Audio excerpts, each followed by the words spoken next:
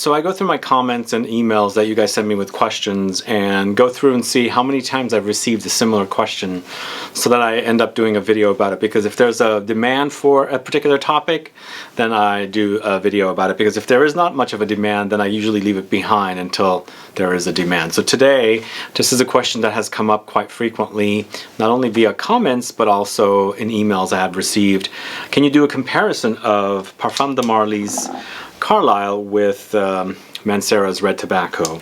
So this is a video that I had actually wanted to do because I see similarities in the two fragrances, but there is a but. There's a third fragrance that I always thought that smelled similar to these two fragrances that came 3 years prior to when Parfums de Marly's Carlisle was launched in 2015. So Parfums de Marly Carlisle launched in 2015, Mancera Red Tobacco launched in 2017, but there's one fragrance that came out 2012 that still smells like both of these two fragrances. So if you want to find out about these three fragrances and how they compare to one another, then please stay tuned.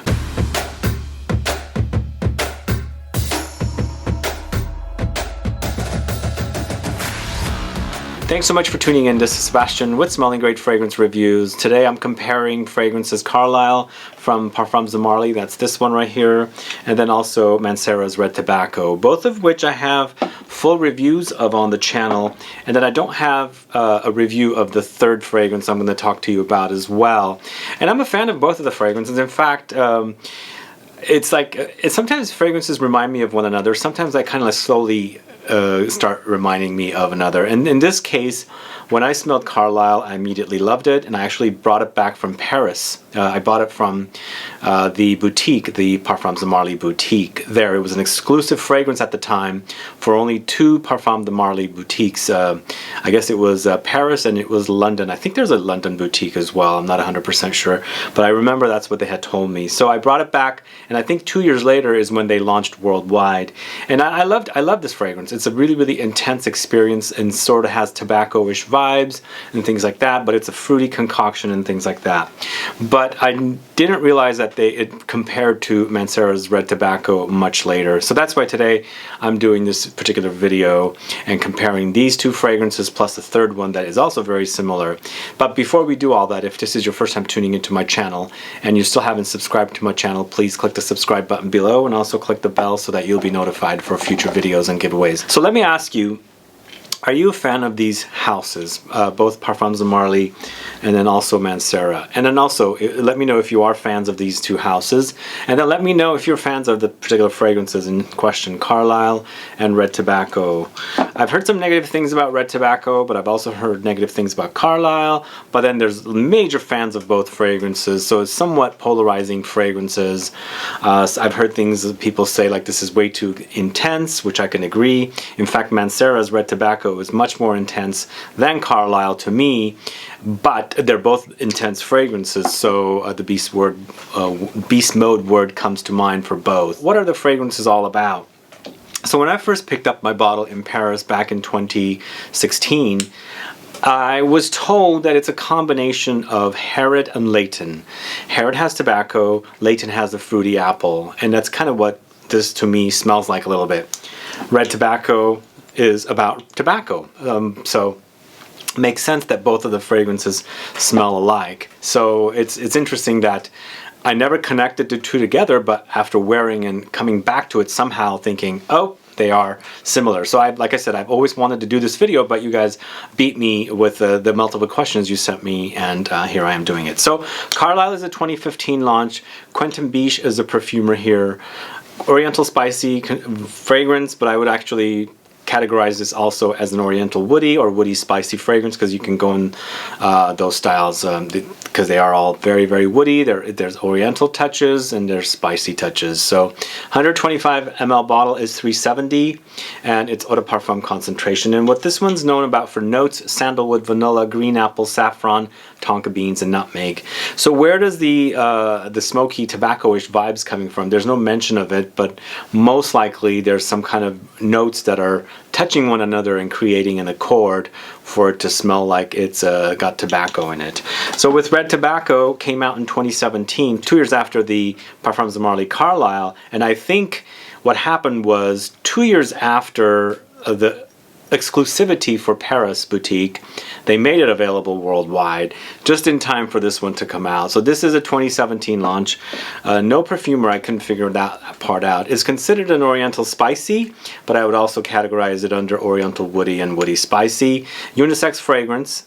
This is a male targeted fragrance, so just imagine you have a unisex fragrance here that's even more intense and more masculine than this, and they target this to men and they target this unisex.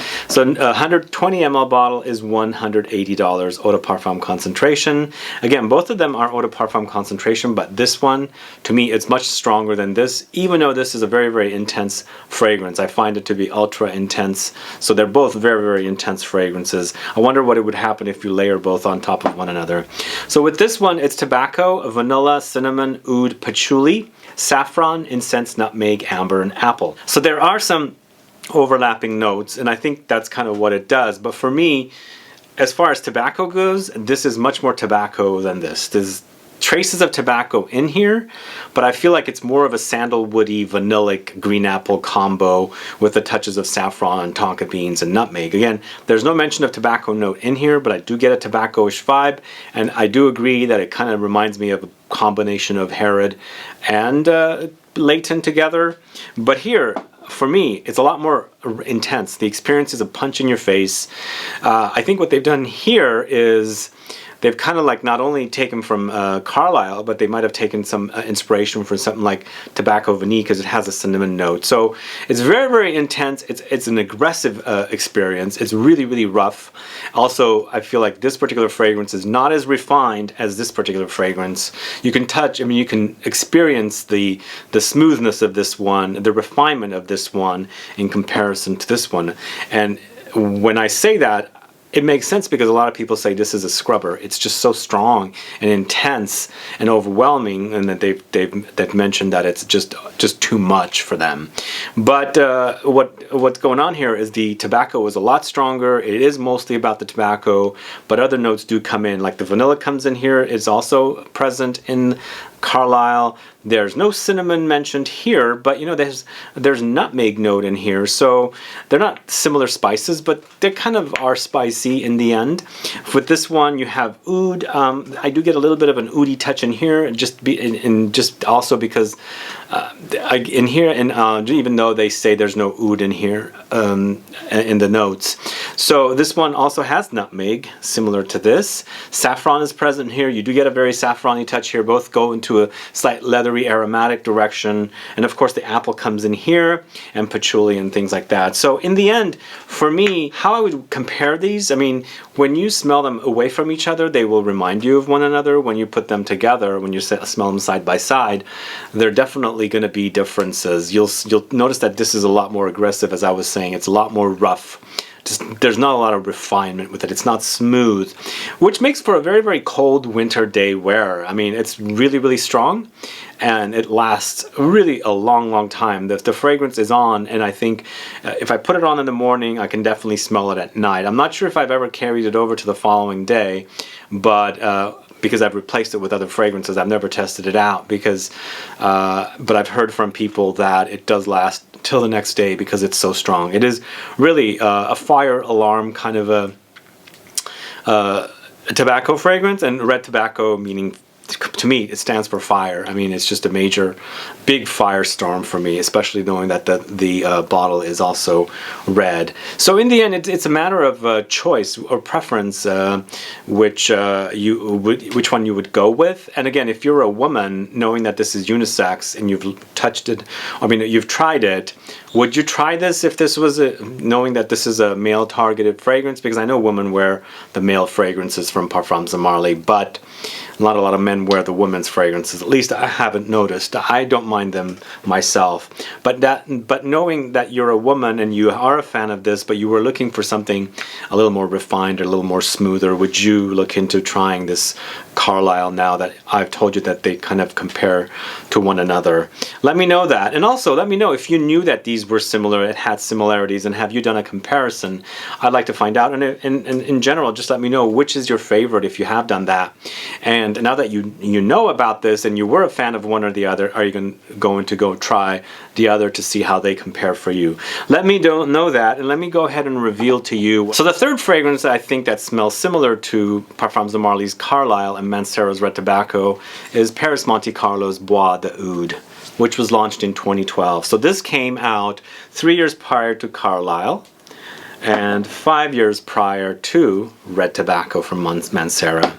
So this one I don't have a perfumer information. It's once again considered an Oriental spicy, Oriental woody, or I would even go to the extent of calling it a woody spicy. And this one is a 100 ml bottle for $190. So this is the cheapest. I don't know if I said this was 100 ml or 120.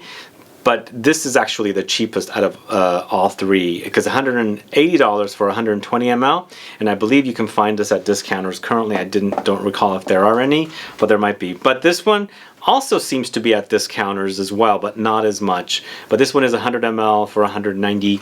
Eau De Parfum concentration. Notes are oud, blackwood, plums, peach, vanilla, ambergris, labdanum, patchouli, iris, cedar, musk, rose. For me, it smells a little more leathery. For some reason, I'm picking up like a very, very intense, very, very industrial smelling leather. Greasy. Lots of grease here. But it is really big on the oud and the blackwood. Then the fruitiness comes in of plums, peaches, but it's also very, very ambery. So the experience is very, very intense, and the way it stands out is this goes into the fruity department a little bit, and it goes very, very ambery with the oud. Whereas the others, this seems a lot more smoother, as I was saying, even compared to this one. So this one's has the refinement, like it's been refined, and you're getting a very, very smooth ride. Whereas with the Mancera, it's a very, very rough ride. It's a rough fragrance experience.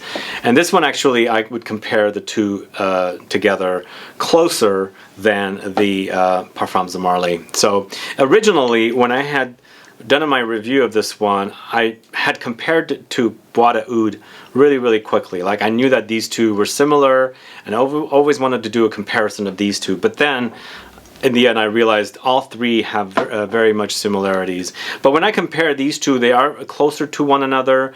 But this one, of course, doesn't have tobacco, so you're not getting the tobacco smoky qualities, but you are getting these dark, smoky, oudy, leathery qualities. Even though there's no mention of leather, I get this, like the leather in, not necessarily smelling like leather, but the experience of the leather that's in Tuscan leather. So there's kind of like a very, very industrial and rough, rugged kind of an experience with this one, even though it has those nice, fruity notes of plums and peaches and vanilla. But in the end, which of these is my favorite? I'm not going to tell you which is my favorite because they're all very similar. It's like an eeny, meeny, miny, mo. Whichever one you pick, you kind of basically go pick whichever one because they're very, very similar. But I feel like when I compare all three, the strongest for me is this Mancera one. Very, very strong. I mean, they're all very close in strength and longevity. Projection, sillage, all of them are very, very intense fragrances. I would put these three fragrances in beast mode videos. But the most strongest out of all three is Mancera's Red Tobacco. I feel like it's ultra beast. It's like the beastliest of beast. But I feel like these two are close in, with longevity and performance. Even though they remind us of one another, they go in different direction. In the end, I feel like when I'm smelling them side by side on strips, I feel like the base is kind of similar, but they have different things happening throughout the life of the fragrance when you're wearing them. And in the end, it's a matter of choice which one you would go for. One thing I should mention also, that since these are so strong and intense, like they're overly intense, and as I was saying, big projection, major longevity, and also huge sillage, I think these are perfect. All three of them are perfect for the coldest of cold days if you are looking for those most intense fragrance experiences.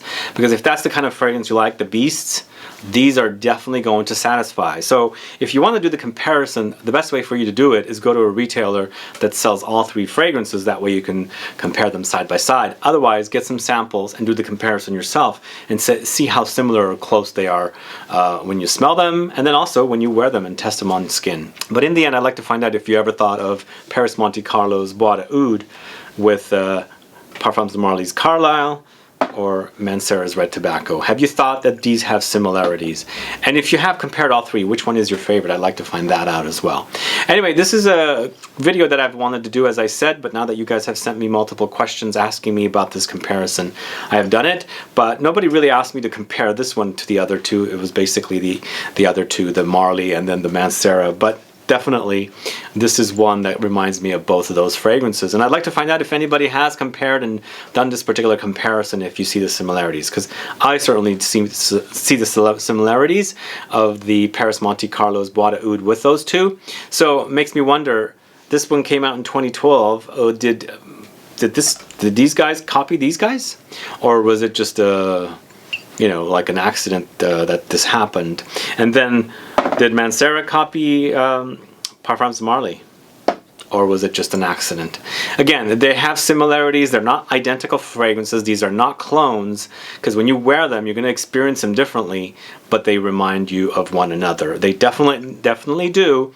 And from far away, it really does remind me of all three fragrances, either one. Anyway, those are my thoughts today for these three fragrances. If you have any questions or comments, please do list below. Otherwise, thanks so much for watching. Please like this video. Please share it. Follow me on Facebook, Twitter, and Instagram, and I'll be back with more videos very soon. Have a good one. Goodbye.